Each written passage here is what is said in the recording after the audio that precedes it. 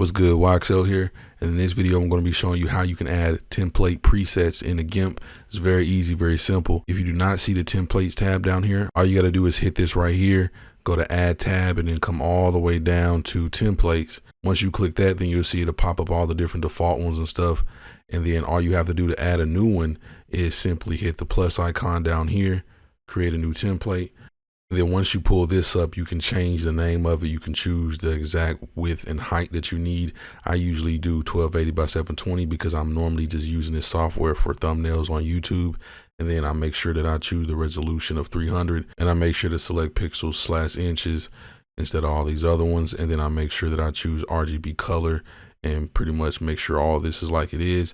And then down here, you can choose to put your name or anything like that, created by, it doesn't matter, whatever you want to put.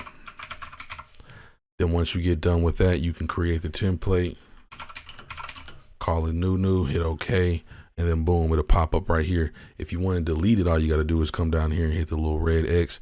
It's going to ask you, do you want to confirm that? And then it's going to be like, wham, gone. If this video helped you out, please slam the like button, subscribe to the channel if you are new, and I'll see you all in the next one. Peace.